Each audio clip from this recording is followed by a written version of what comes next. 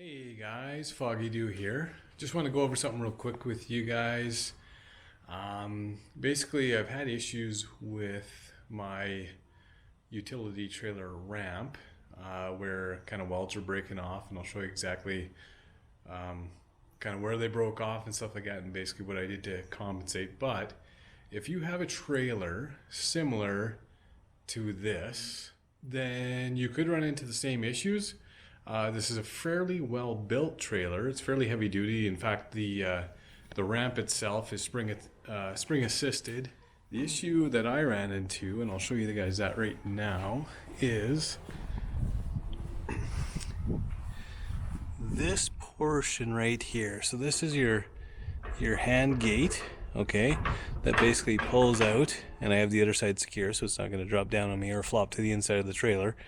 But this portion here, and specifically this weld, okay, and there's a weld underneath here as well. What ended up happening was it had vibrated enough that eventually I got cracks on this weld and the weld underneath. So I basically had to go in and grind this off, and then what I had my buddy do was weld an extra piece of gusseting, basically I think that's 3/16 flat bar on there to the existing trailer, just to give it a little bit more to weld onto, and he welded that up really nicely for me and everything like that, which is fantastic.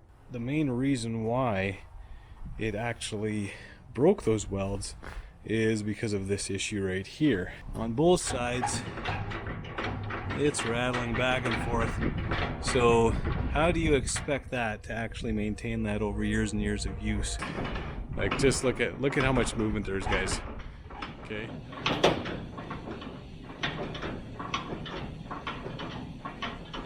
So what I've done, and it's not earth shaking or ground breaking, but so you take this, which is bolted on, you pop that off, you pop this out, set them down there for now.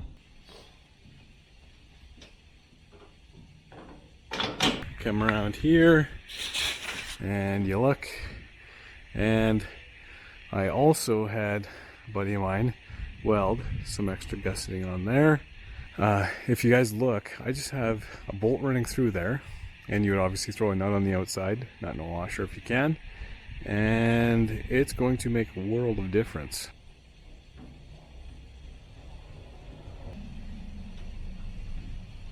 So I have done the same for both sides. As you can see, I have my length there, 45 off at the end.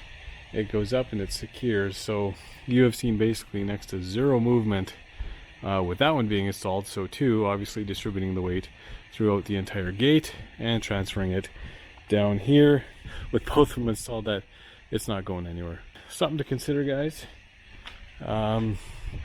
Last thing you want is your gate falling down when you're traveling 60 mile an hour down the road, or anything like that. So anyways, guys, hope you enjoyed the video, and as always, see you on the next one.